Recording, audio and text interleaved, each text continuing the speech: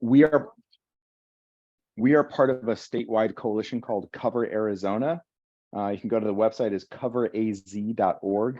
And it essentially is access for consumers to schedule free appointments with nonprofit leaders who know all about this. These people are health insurance navigators. They will help people to get access to free or affordable health insurance coverage. And so Mala and I just had a conversation with some colleagues just before this meeting to talk about potential collaboration so that libraries have Cover Arizona or this information as a resource for consumers. We have geographic hotspotting data to better understand where the majority of these 650,000 Arizonans actually reside. And so our entire purpose is really to try to get the word out as much as possible to make sure that people don't lose coverage inadvertently. So I can stand by and ask any questions. I'll pop the website in the chat here, but happy to answer any questions that folks might have. Any questions for Marcus? So I think, Marcus, the big question is, so obviously you've already made that connection with Mala. So what other kinds of events are you planning, and what other partner organizations might you be working with? Can you share any of that? Certainly. So we don't have any events planned at the moment. It's really an approach to try to embed awareness within existing organizations. So we're reaching out to local food banks. As we said, we're reaching out to the libraries, community action organizations like Wildfire. We're going to be trying to partner with various affordable housing complexes to make sure that people are aware that this change is coming. And really, any sort of social service organization, I think the healthcare partners already have a stake in this. So most hospitals and federally qualified health centers know about this and are building awareness with their patients. The gap is in trying to reach out to other social services where Medicaid members actually seek assistance. So do you have any thoughts, Marcus, about how we could best collaborate with you? Again, I know you've been talking with Mala, but we have lots of other organizations also participating. Any thoughts about how we get information out to all those groups you just mentioned about ACP and how we can support them and so forth? Yeah, there's 2 toolkits online already. There's one toolkit that is coordinated by the state Medicaid agency, Access. And then we have a number of, sorry, little girl's getting fussy. We have a number of resources as well, and another toolkit that I can post for folks. So while Marcus is doing that, and one of the things I wanted to share was, this is Mala. One of the things I wanted to share was that Marcus and his team said that, we spoke about the fact that the audience that he is looking for is exactly identical to the audience that we are trying to serve with ACP information. And one of the things that we spoke about was that each of us, I don't know about other organizations, but we do newsletters to our library staff.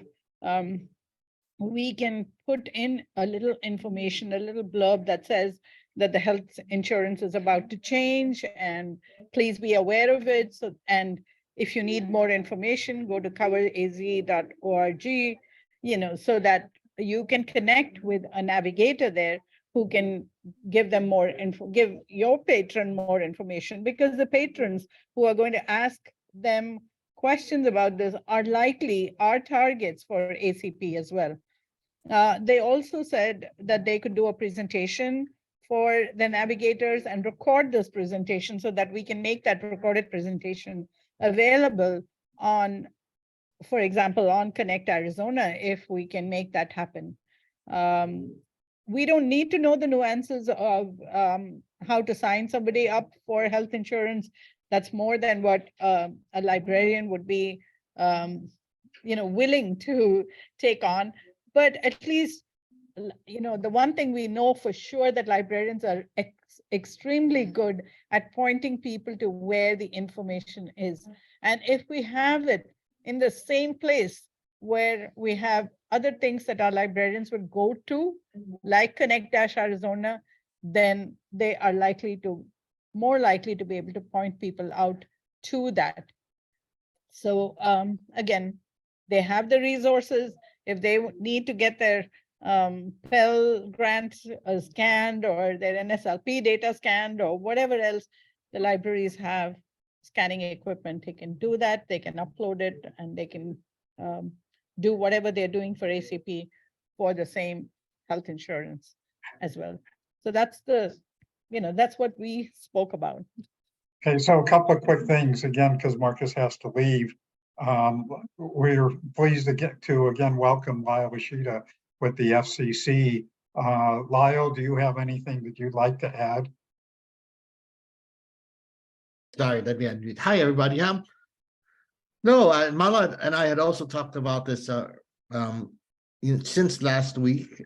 Certainly, where we can aggregate folks who would be eligible for ACP is a great opportunity for us. We're happy to work with the greater Arizona community to do outreach, particularly with this population in mind. I think in our position at FCC, we would love to be sort of like supporting whatever the statewide or citywide efforts are going to be.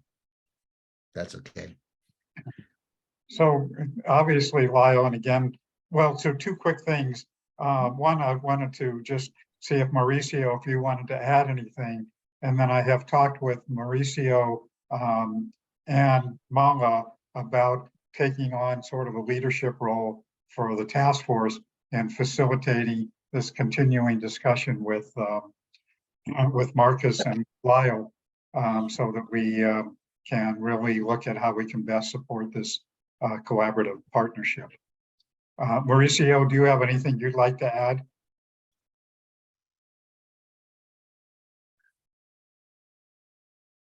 Mauricio, are you there? Okay, I thought he was. Okay, Marcus, do you have anything else you'd like to add or any questions at this point? No, Mala, thanks for filling in some of the gaps. The other thing just to note is that so the federal government has a statewide health insurance navigator grant that goes every year to the Arizona Alliance for Community Health Centers.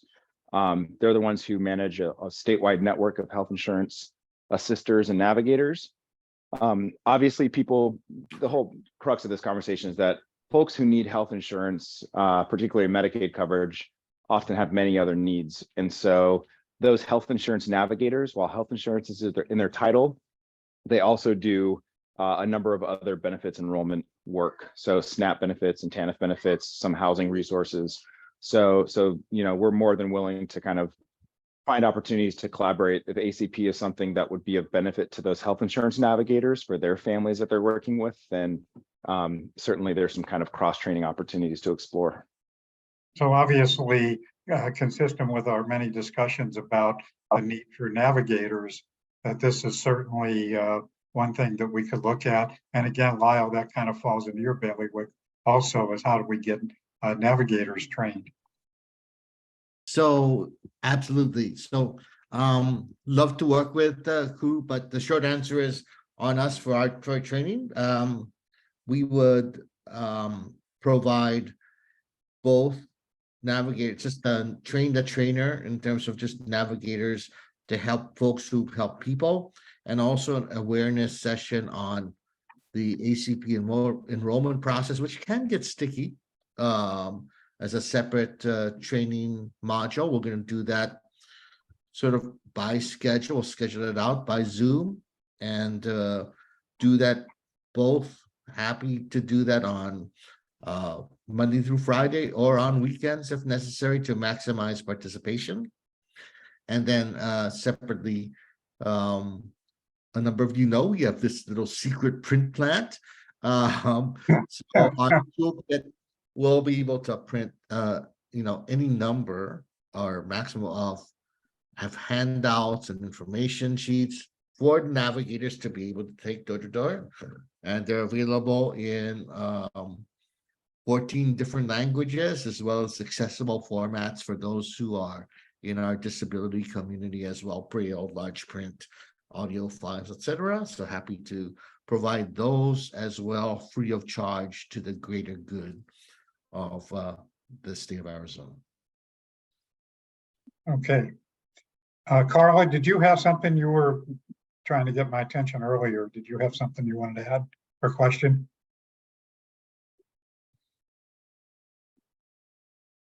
Apparently not. Okay, any other questions or comments for Marcus before he leaves? So as I said, that I did talk with Mala and Mauricio about kind of being our lead in facilitating further discussion with Marcus and Lyle, and obviously any of our other associated organizations. So any other questions or comments about that? Marcus, thank you. I'm glad you made it this morning or this afternoon, and we look forward to continuing our discussion with you. Great. Thanks a lot, everyone. Take care. You bet. Bye now. So I don't think I saw Sandeep yet. I thought he was going to be here today, and maybe he'll make it later. And I don't think Nicole is on either today.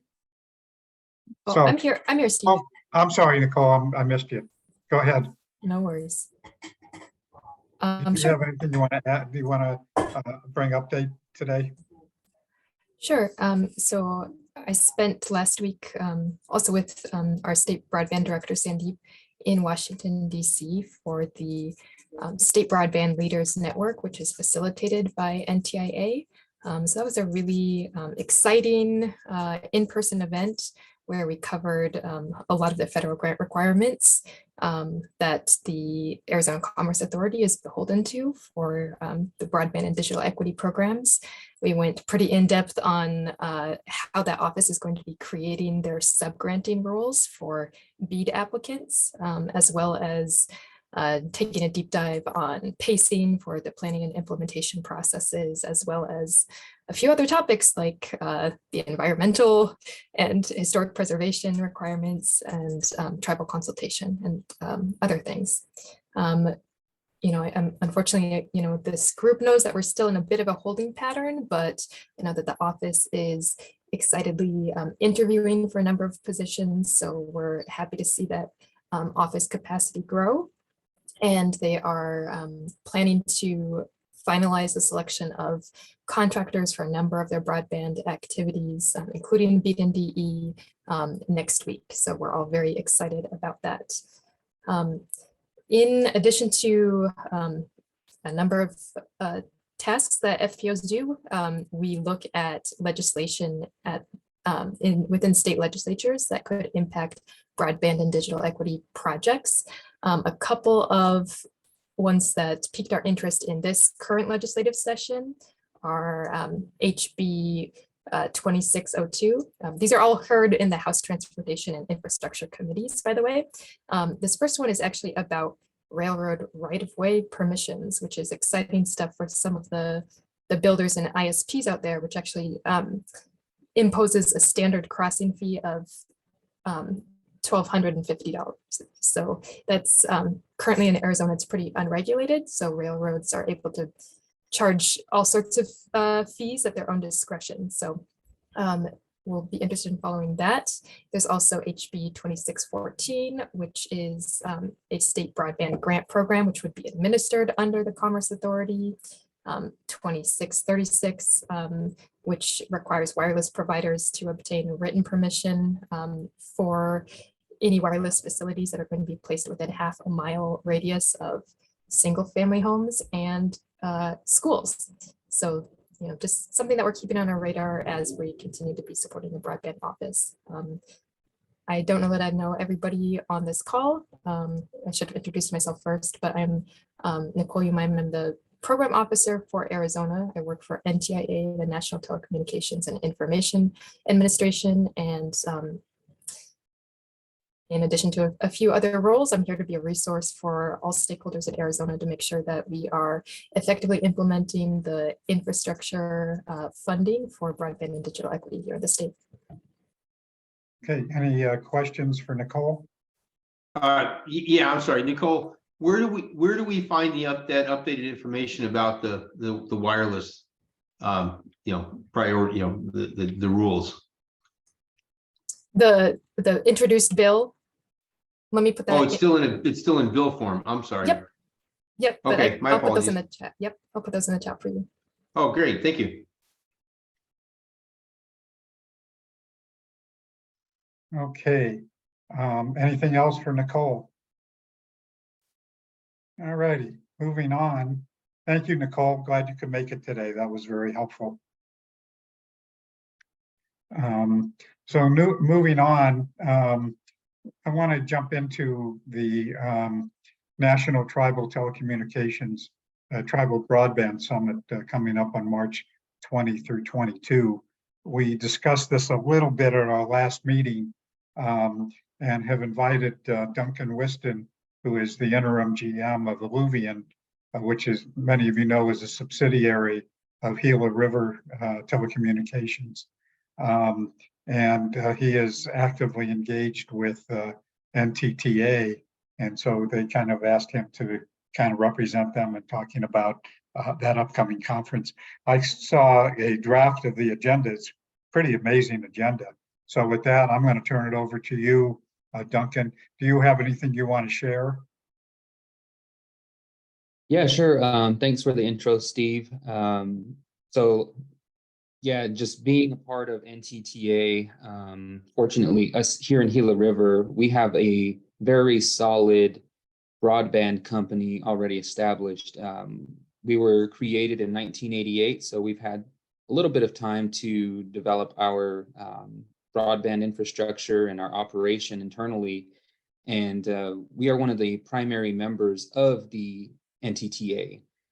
And what we sort of do in this capacity is the idea is to invite as many tribes as possible to come to our conferences, interact with us online, and find out what it takes to operate a tribal ISP.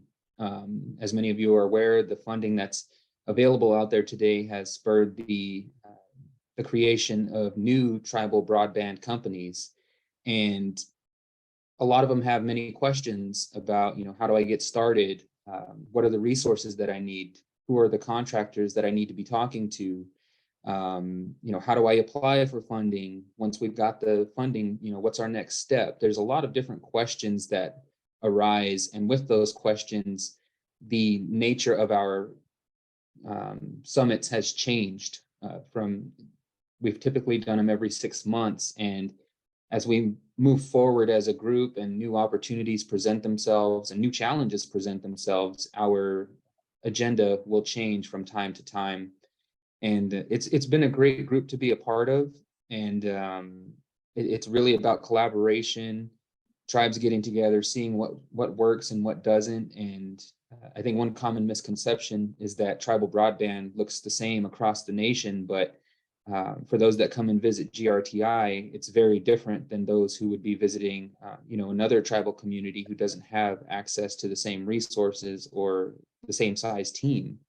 So that's what we do, is we really advocate for tribal broadband equality and try to be a part of the voice who can impact things on regulation that can help us deploy our networks and get our people connected.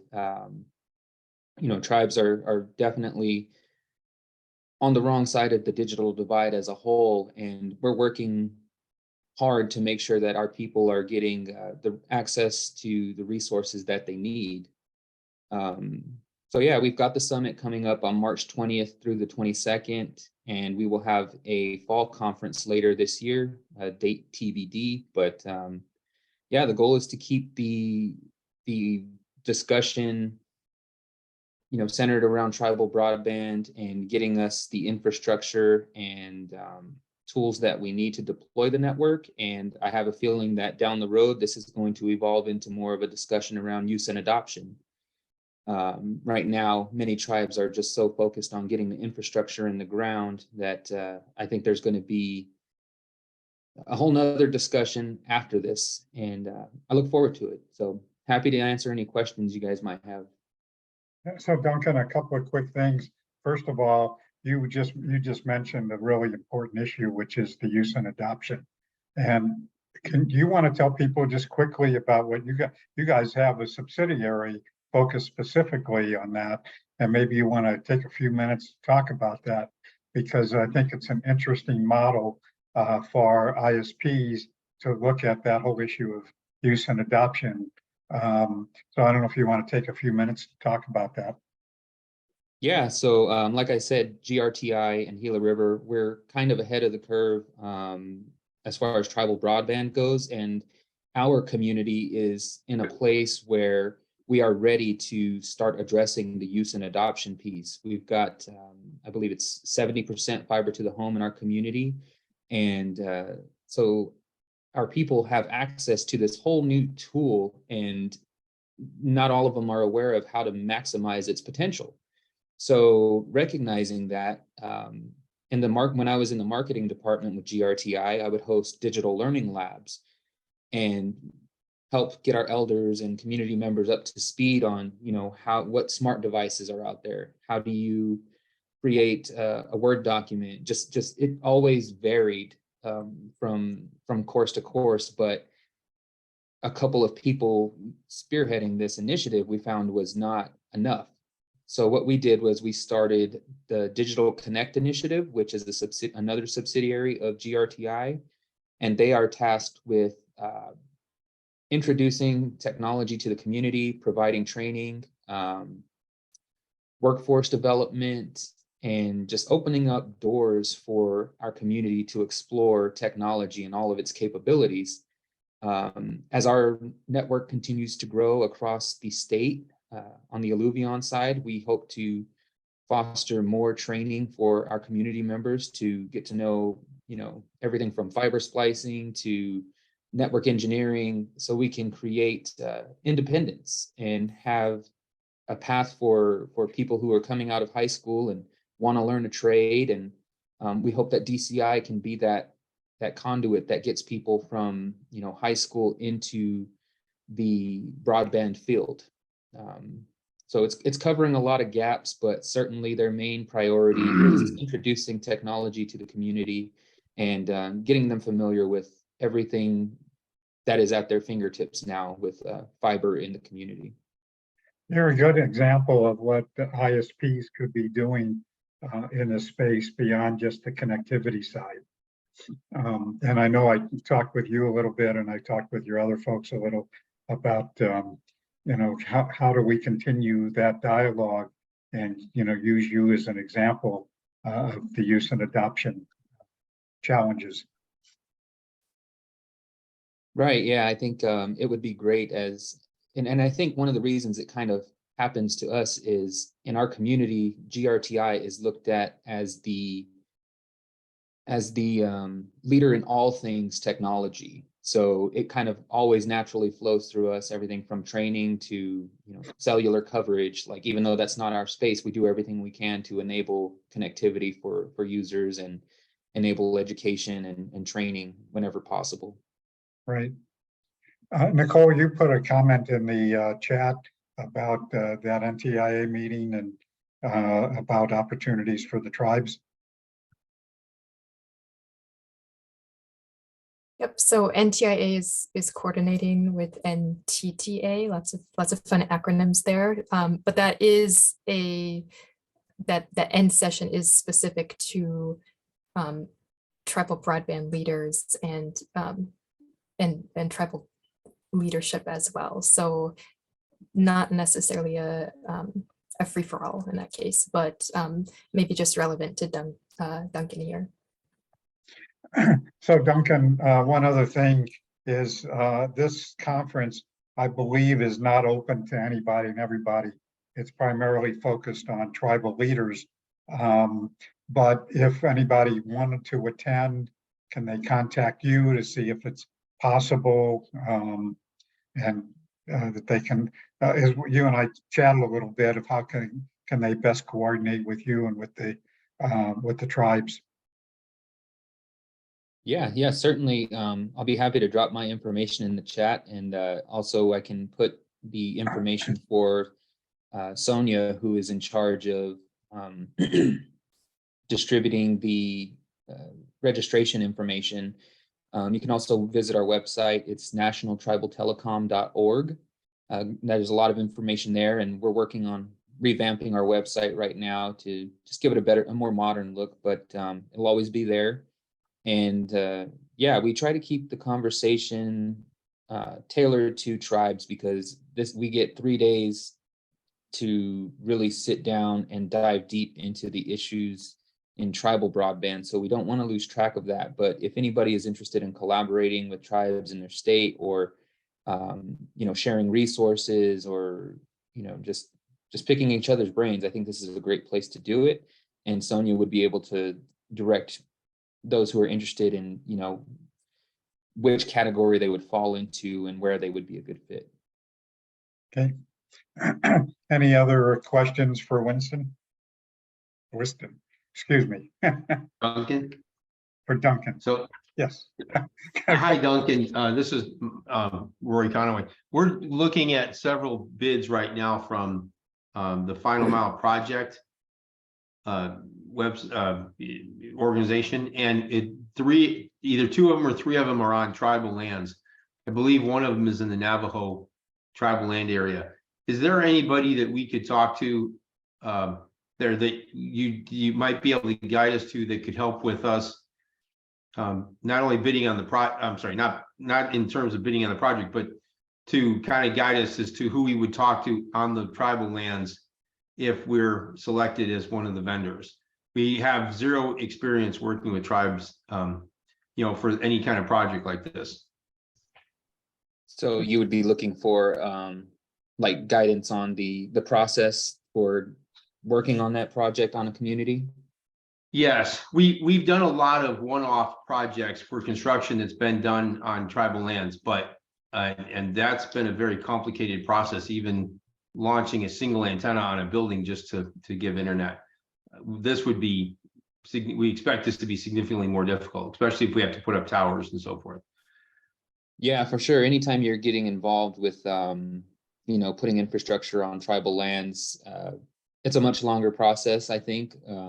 We have a lot more detail to work out internally, but of course, that's always going to vary from tribe to tribe. And I think that's one thing to consider as you, start to venture into tribal broadband, is the process is going to look different from Gila River to Navajo. But I don't have any contacts off the top of my head right now, but I did meet a gentleman from Navajo at the Tribal Broadband Boot Camp. I will leave my information in the chat for you, and I can probably put you in touch. I just got to find his business card. So. Okay, I was going to say I sent you my information, but if you have any contacts, and I can send you the tribes that are involved in the project bid process. If you knew anybody that we could contact before the bids were due, that would be very helpful in us framing the bid properly. Sure. Thank you, sir. Mm-hmm. Okay, any other questions for Duncan? Thanks for being here, Duncan. I haven't seen you in a long time, except when you and I just recently talked. So it's good to have you join us. Yeah, no problem. Thanks for the invite, and it's a pleasure to be here and to be a part of NTTA and help with tribal broadband and broadband deployment across the state. So good fit. And I know you're personally busy being an interim CEO at the moment. Yeah, wearing a couple hats, but making it through. Sounds good. Okay, thank you. Nicole, you've added a couple of other things, a couple of other announcements about Tribal Leaders Conference. I don't know if you're still there. It doesn't look like it. Okay, let's move on. Got a couple more things to discuss today. So next thing on the agenda is the Aspen Institute Latinos in Society program request. Diego Dealer Schneider, is that correct, Diego? Yes, that's correct. I got it, huh? That's a The mouthful. tough one. So I wanted to introduce Diego, contacted me and Mark, wanting some input. And so I thought that this would be the best way to be able to do that. So Diego, I'm going to turn it over to you. If you need to share, I can stop sharing if you need to share anything. Perfect. I do have a presentation, but I feel that probably you have so many things in the agenda that I will try to keep it very brief because I know that there is still very many items pending for discussion. So first of all, thank you so much, Steve, for the invitation, and it's great to meet you all. Well, my name is Diego Deliro Schneider, and I'm the Associate Director for Policy and Research at the Aspen Institute Latinos in Society program. Many of you may know the Aspen Institute is a nonprofit organization based in Washington, D.C. We have over 30 policy programs, and the Latinos in Society program is one of those. We focus on advancing economic opportunity for the Latino community in the U.S. And as part of our work, we have a research initiative called the Latino Digital Success Initiative. We focus on the challenges and opportunities that Latino workers and Latino business owners face in order to thrive in a digital economy. And right now we are implementing a new research project focusing on 6 different cities that have large Latino communities, one of them being Phoenix, Arizona. The other 5 are Miami, Florida, Chicago in Illinois, San Bernardino in California, and El Paso and San Antonio in Texas. And for the project in Phoenix, we are interviewing between 10 to 12 local stakeholders that are implementing digital equity efforts in the Latino community, either around access and affordability to high-speed internet, either on the side of access to digital devices, or in terms of digital skills training. We are collaborating with Arizona State University, particularly with Karen Mosberger, director of the ASU's Center on Technology, Data and Society, and also Angel Molina, assistant professor at ASU's School of Public Affairs. So this case study will be launched or released in the second quarter of this year. And the goal basically is to identify what kind of resources and programs are being implemented locally for the Latino community, what kind of additional resources could be most instrumental, and to surface some of the best practices in each of these markets. So basically the point of joining our call, the call today is to first of all share with all of you that this project is being implemented in Phoenix, and secondly, if any of you would be interested in being interviewed for this effort, or if you have any connections with organizations working in digital inclusion or workforce development with a specific focus on the Latino community, we would definitely welcome the recommendation. I'm going to leave on the chat my email address in case you want to get in touch. This contact information, I believe, is also in my email announcement that I sent about the meeting today. So you should be able to find his contact information there. Perfect. Also. I appreciate that, Steve. Sure. So as part of the project as well, we are conducting some literature review. So we really appreciate the Digital Access Strategy Report 2020 that this task force has put together. We are already reviewing the information there. But also, in addition to any recommendations of organizations we could interview, if you also have some access to reports or publications that are aligned with the focus of our research, we will also welcome those recommendations. Okay. And I think I saw Karen Mosberger on the call. Karen, do you want to add anything? I don't think I have anything to add, except that the people on this call I know have been really active around digital inclusion, and so may have a lot to offer for this. And as Diego said, information, reports and so forth would be appreciated. I saw in the chat the comment about business startups at public libraries, and I know Phoenix has a lot of good online programs for small entrepreneurs. So I think that's a great suggestion. Thanks. Okay. Any other questions or comments for Diego or Karen? Well, again, we have a lot of folks who are involved with these issues, part of this task force. So if you would like to share information with them, you can either put your contact information in the chat here or contact them directly to look at how you can contribute to the information that they're trying to gather. Thank you I so had a very quick question, Diego. Are you only looking at those 5 market cities, or are you open to if we had traction or conversations with other communities? Because I've got some alignment there with you, like Tucson or, you know, some others. Are you just kind of locked in on those markets right now for this phase? Yeah, so unfortunately for this research project in particular, we are only focusing on these 6 cities in particular. It's also in part because we have been working with these 6 cities already in other topics around Latino business ecosystems. But I mean, definitely interested in keeping the option open for future collaborations or future projects. Okay, perfect. I connected with you on LinkedIn and then sent you a note. So I want to talk with you offline. Thanks. Sounds good. Thank you. Okay, anything else for Diego? Not hearing anything. I guess it's time to move on. Just a reminder that there's 2 ACA job descriptions. I don't know, Nicole, are you online, or Mark, do you know? Are those closed at this point? Anybody know? Okay. Hey, Steve. Yep. This is Sandy. Oh, there he is. Hey, Sandeep.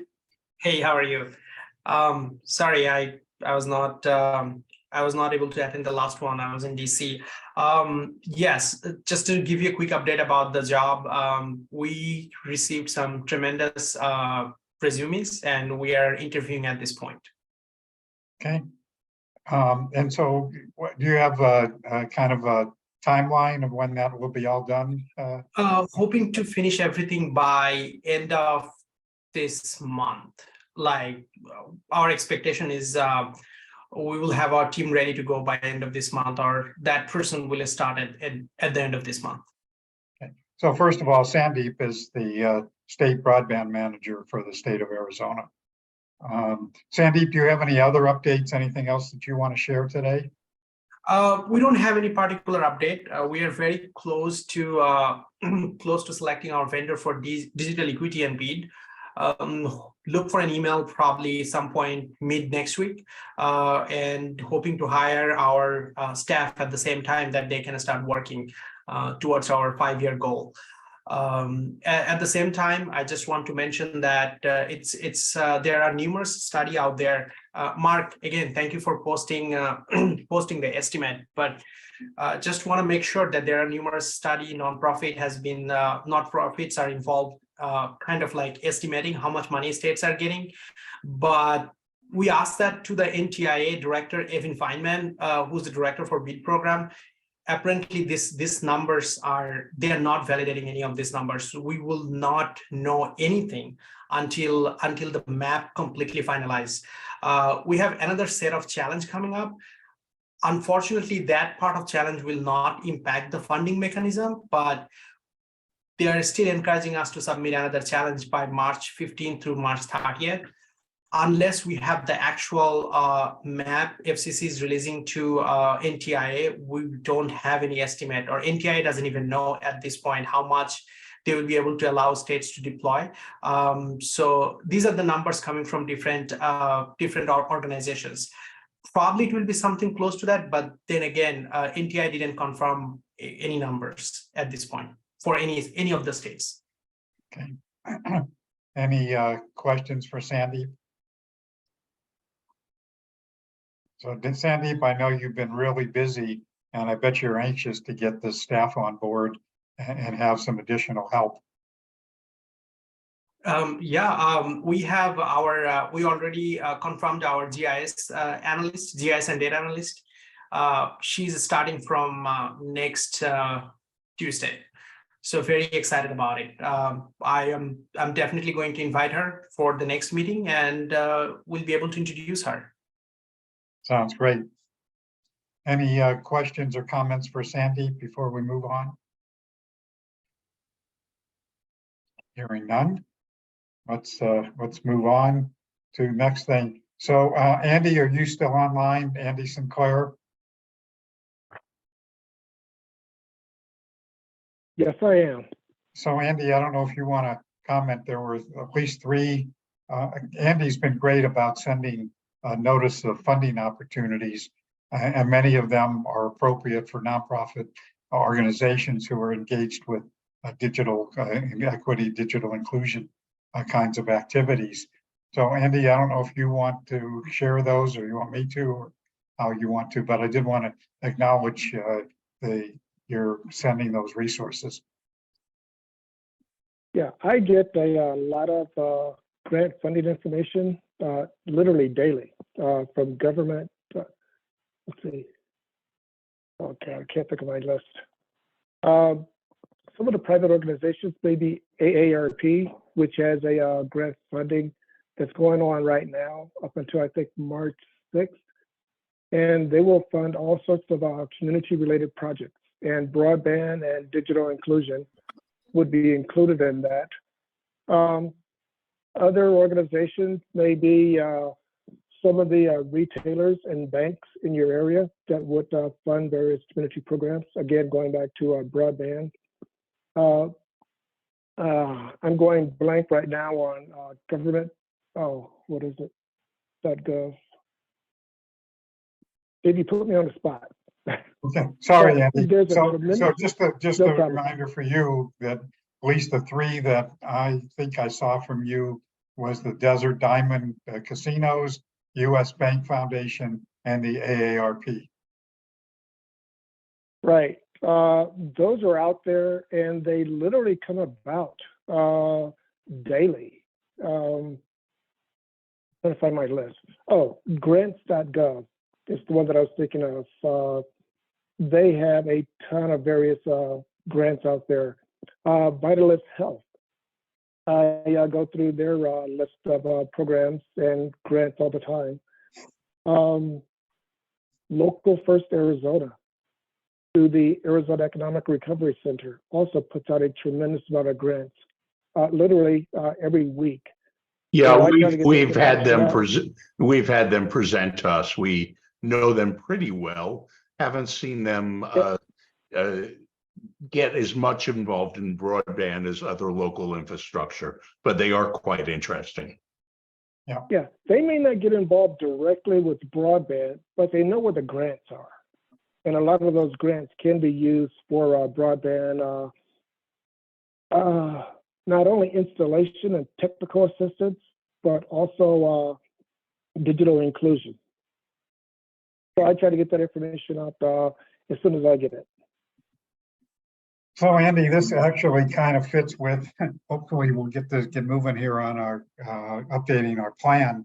But for those of you who are involved early on with the task force, that we had a funding group, and the intent was not for us to look at government funding because we've got a lot of that happening, but there are lots of other funding opportunities for those of you in particular who represent nonprofit organizations, that there's a lot of other funding that's out there, and sometimes it's a challenge to find that.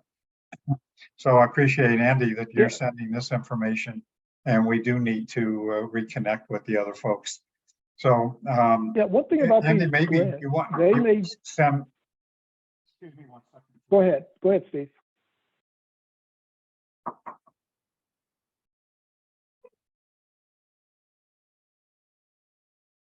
Well, I was going to say one thing about these grants, they may range from several $100s for a small project to hundreds of millions of dollars. So if you want more information about it, send me your contact information. It'll be sent to AZBSN@azbes.gov. And I'll put that in the chat. Thank you, Andy. And, you know, the important thing is that a lot of these grant programs probably will not be appropriate for infrastructure development, since obviously they're expensive and the government is funding a lot of infrastructure development. Certainly, as we move more and more towards digital equity and digital inclusion, that there's lots of other funding out there that we really need to take advantage of and to make sure that our organizations are aware of those funding opportunities. So Andy, keep sending it. I love it. Will do. And by the way, that information will be in my update, my meeting update that I'll send out hopefully later this week, although as I said, I'm on a semi-vacation. Any other questions or comments for Andy? Okay. Just a couple of other things that are happening. Excuse me, the Phoenix Cybersecurity Conference is taking place on February the 16th. On February the 21st, Andy, this is another one of your things, is the Community Economic Development Advisory Consortium. Do you want to talk a little bit about who that is, the conference that they have coming up, and is it appropriate for people to attend that event?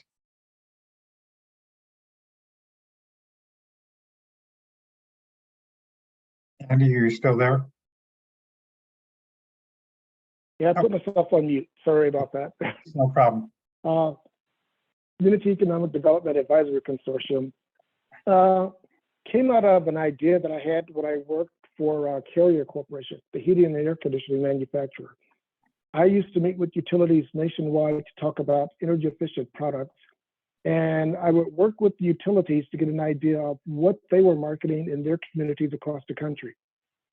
We took that idea and we figured, how can we reduce or even eliminate poverty? So the idea was to bring in organizations such as our community action agencies from around the state. There are 11 of them. We also brought in academia. We brought in economic development organizations, municipal organizations, any type of organization that may work to better their communities, but indirectly it would impact people and possibly increase their self-sufficiency to get them out of poverty.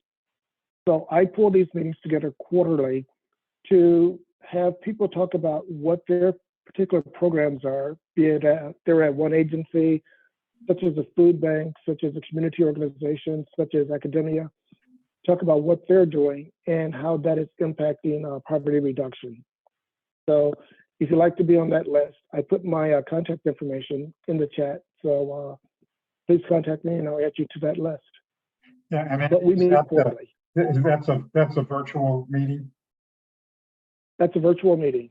Yeah. We started out in person prior to COVID, but since COVID, it's been virtual, which has been really good because people do not have to come into Phoenix from far reaches of the state. Great. And again, I've included that in previous announcements and we'll include it again. But again, I think those are ideal organizations for us to particularly related to ACP. Okay, any other questions for Andy?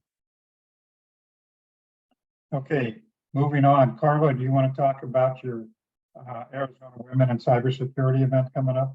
Are you still online?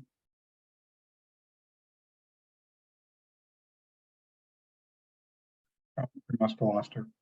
Well, the Arizona Technology Council has a virtual tech speaker series, Arizona Women in Cybersecurity, and that's February the 28th.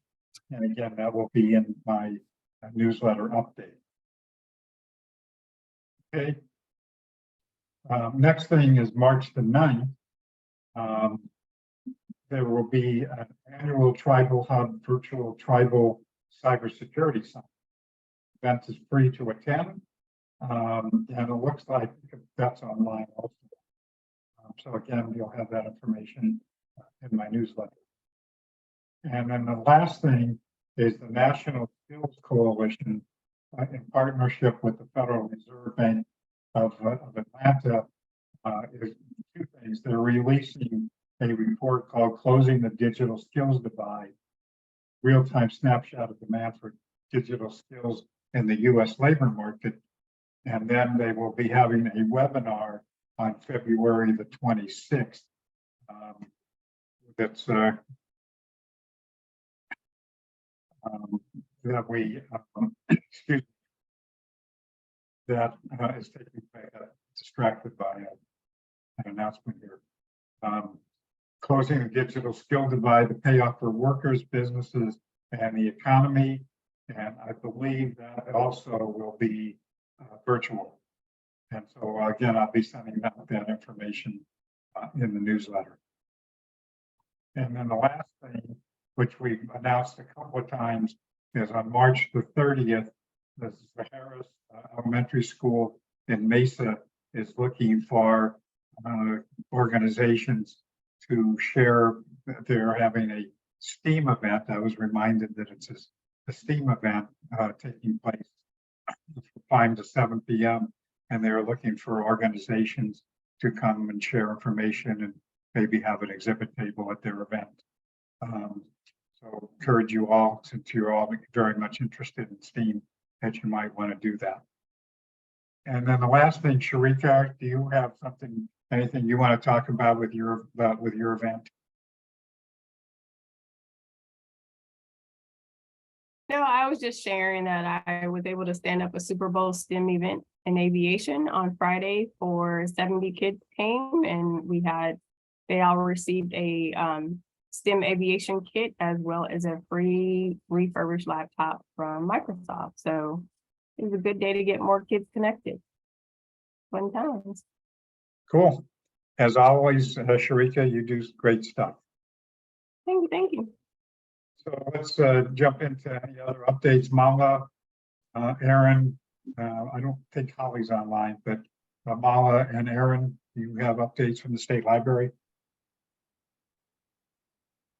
I don't have anything in particular other than what we already spoke about.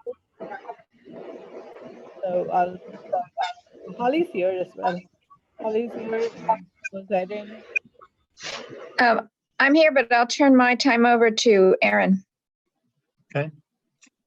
So I have an update in the conversation around reaching out to our public libraries to distribute the print material that Lyle Ashita has offered us around FCC and the ACP signups. So we sent out an email today to all of the county librarians and all of the public library directors. So this goes out to over 100 people across the state, providing them information about the print materials that we have access to. And so we've asked them to reply to us around their requirements for what they'd like us to send. And so in about a week, we'll have that information back, and then we'll be able to get the print materials on their way to them. This is kind of a multi-step process. We want to get them the materials first, and then we'll have those conversations around the Train the Trainer event that Lyle's offering, and the various other aspects that are being coordinated. So fingers crossed. It's gotten over 75% open rate so far, so that's a good thing. Okay, anything else, Aaron? That's my update. Thank you. Okay, so Janet, you were on call. Are you still there?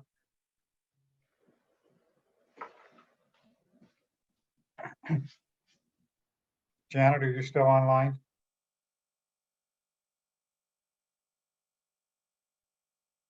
I think she had to drop off, Steve. Okay, so Mala, do you have any more recent updates about the telehealth project? No, we're really happy that we connected with the Lions, and they are providing the AHO library with reading glasses for their community to be picked up at the library if they need it. So that's a follow-up on the health fair.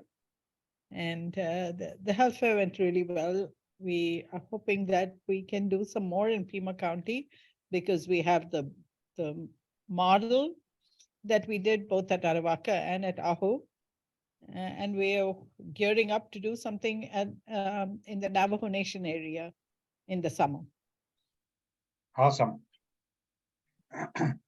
Okay, and I believe Janet's not here, so anything else? If not, let's go on to Philip with the Department of Education, IT project manager with the Office of Digital Teaching and Learning with the Department of Ed. Philip. Hey, Steve, how's Oregon? Good to see you. Good to see you. So the Office of Digital Teaching and Learning is still plugging away, gathering data regarding the importance of cybersecurity in K-12. We're getting ready to create the survey based on the KPIs that we've developed internally. So we wanted to reach out to this group. If you have some great cybersecurity survey questions we can ask our K-12 members across Arizona, we would love to hear what you think we should ask. I will put my email in the chat if you just want to shoot a couple questions you think that are important for K-12 and cybersecurity, throw them my way. And that's it for us. So cybersecurity is pretty important with TUSD at the moment, right?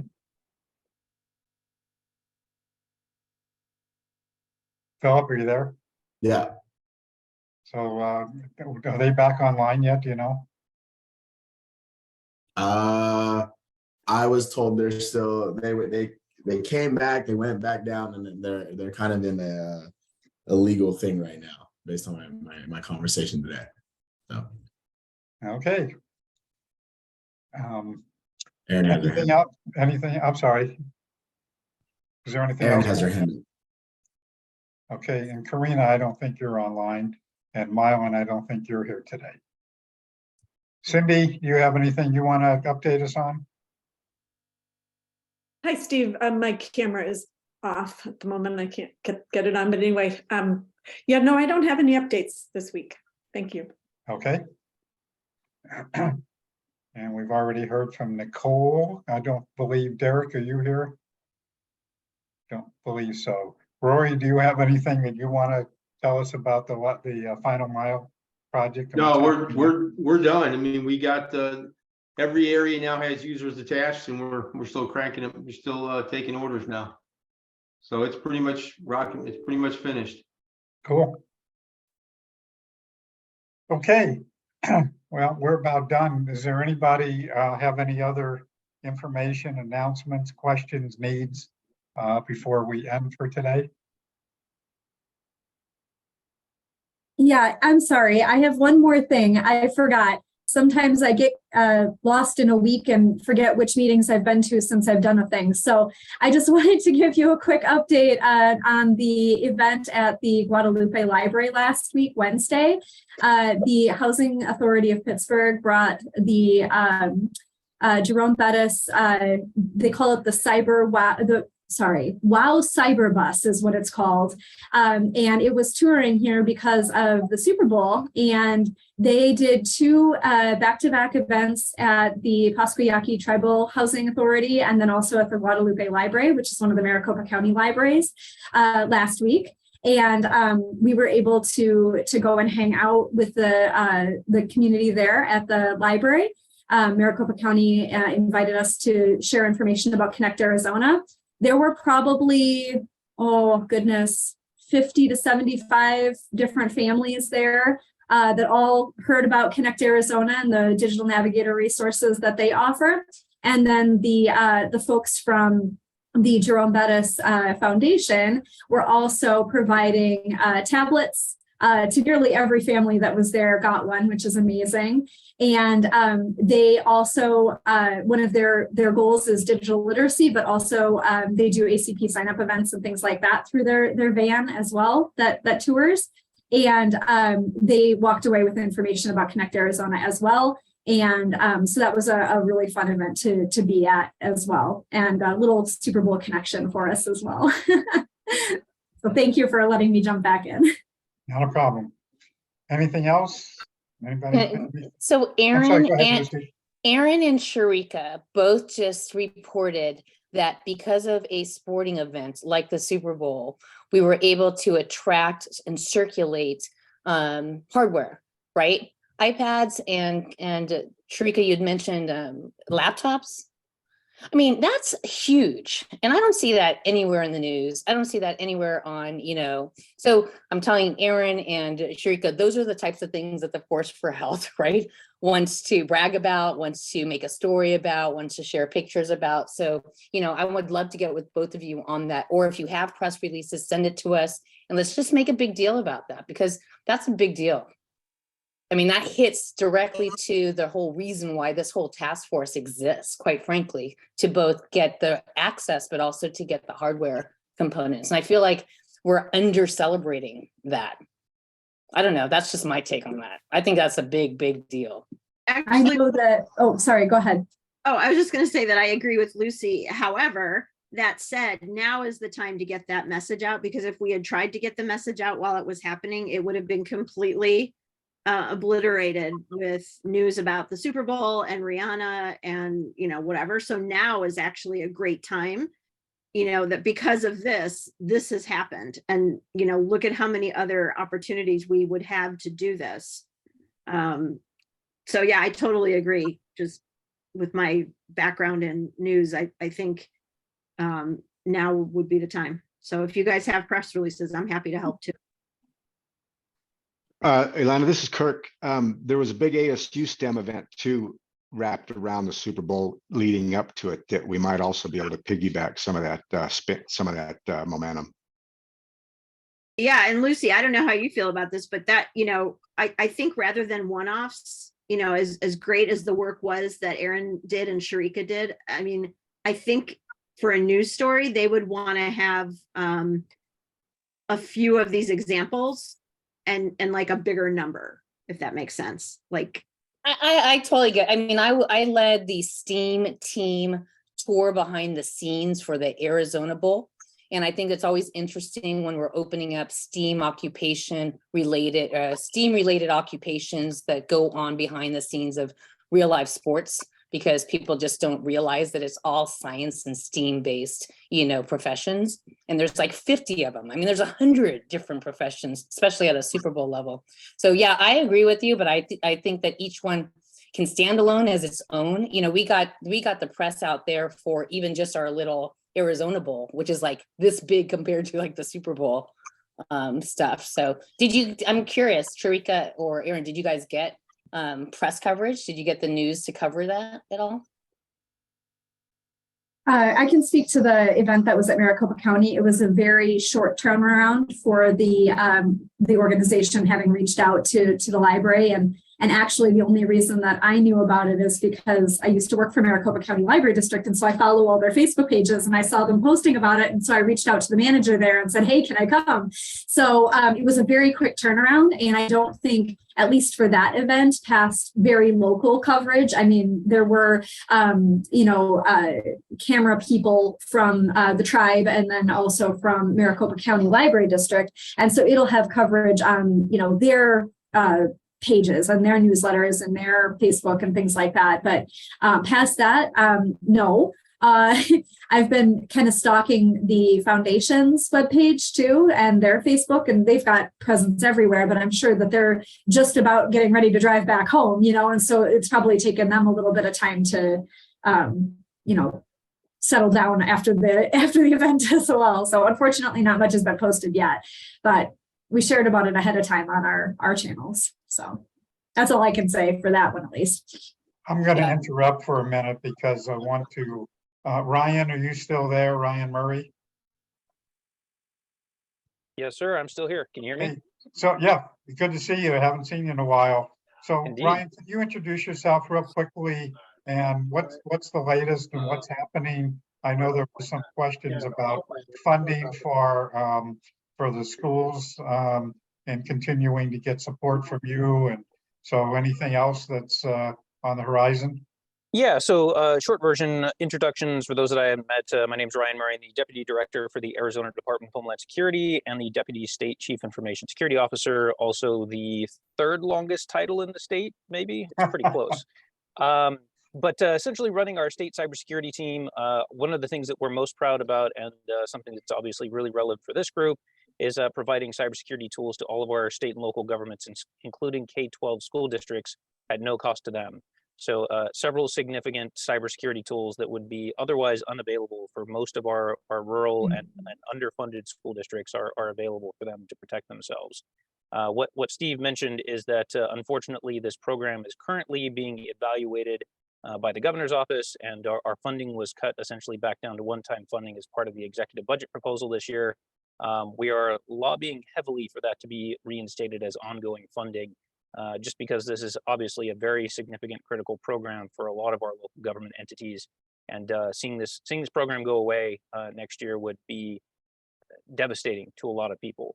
So if you have friends in the governor's office, if you have friends in the legislature and are interested in seeing this program continue, or if you've seen direct benefit to having this program support either your local government entities or your school districts, definitely have a conversation.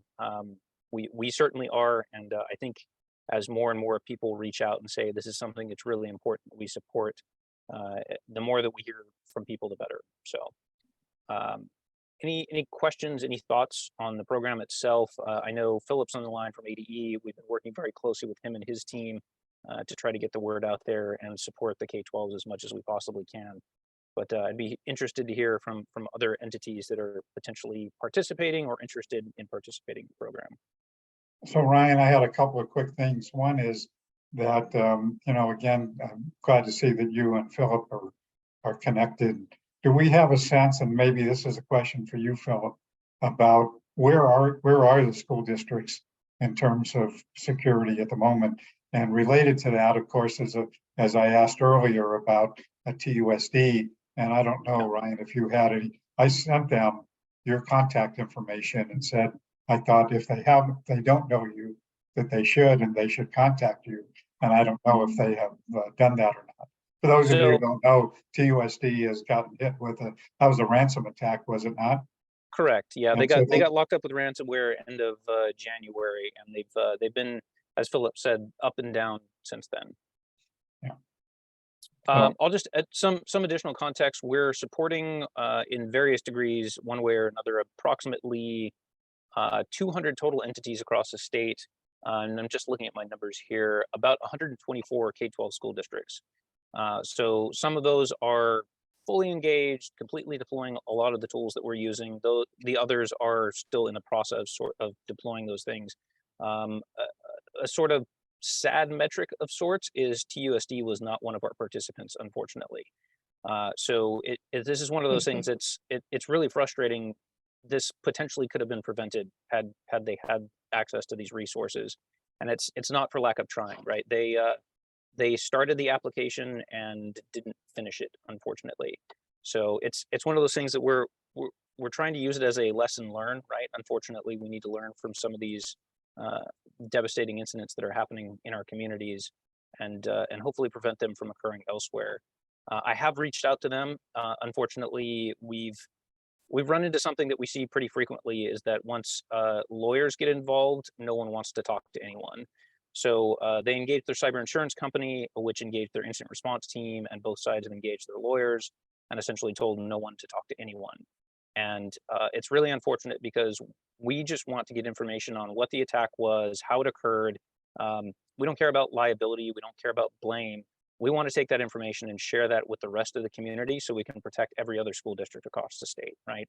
We don't want to see this happen to anyone else. And if there's information that TUSD has that they can share so we can prevent this from happening elsewhere, that's critical need to know information. And it's unfortunate that legal things have to get in the way of that happening. And so Ryan, and again, understanding that TUSD is kind of offline at the moment, but generally speaking, does your department, I guess that's you, can you provide some remedial support for those who have had unfortunate attacks?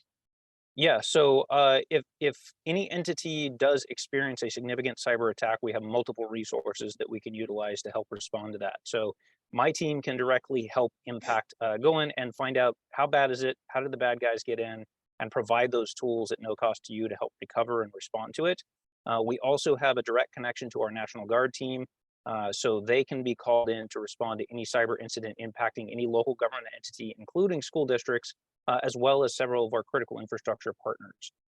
So depending on what that looks like, it's just a simple request form that goes to the county emergency manager for whatever county you happen to be in, which then goes up to Arizona Department of Emergency and Military Affairs, to the National Guard, and then they can roll out and help assist in recovery and response to a cyber incident.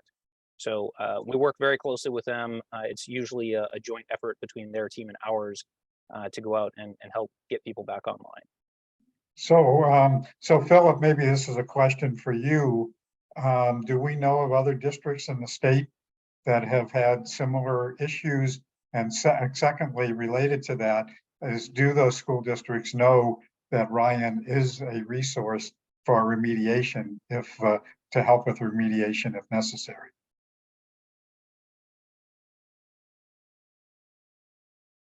Oh, maybe he's gone. Yeah, I was trying to look through the list and see if he's still here. Yeah, I think looks like he may be gone. I'll answer for Philip. We've been doing as much as we possibly can to get the word out about our services. Some of you have probably seen our road shows. We've been traveling around the state physically to talk to people. We just did a really big virtual road show inviting, I think there was over almost 200 people that attended that event. So if people haven't heard about our program, definitely let me know and we can continue to push the word out. But it's spreading. The word is spreading, but we can always use more help. So the big, I'm sorry. So much of the funding from state kind of comes through the school super, like the county superintendents, you know, kind of sitting back there as like that supplemental deal. I would think that the Pima County School Superintendent's Office could be a beautiful instigator so that they can guarantee that 100% of the schools are kind of covered by this free state service, right? And I mean, so has it been presented in like that?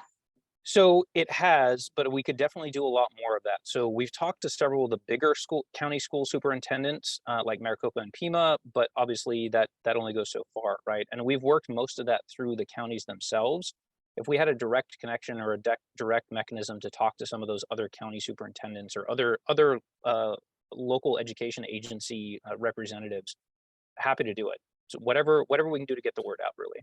So I'm yeah. sorry, go ahead, Lucy. No, I was just going to say, so are you on a scale of 1 to 10, fully engaged, don't need any help with the Pima County School Superintendent's Office, or do we need to go lean on them? Because it makes me a little bummed that schools who are so desperate for resources are shunning free state supported resources like this. And then you get TUSD, totally a lesson learned, saying I told you so, because you're not nimble and innovative and not moving, basically. Yep. I'll take all the help I can get. So if you have contacts with the Pima County Superintendent's Office and you want to put me in touch with them, I would love it. Okay, cool. So Philip, we've had the Yavapai County School Superintendent. I think Joy Whiting is online today. She's been very engaged with us. And I believe that there is a collaborative of all the regional school superintendents.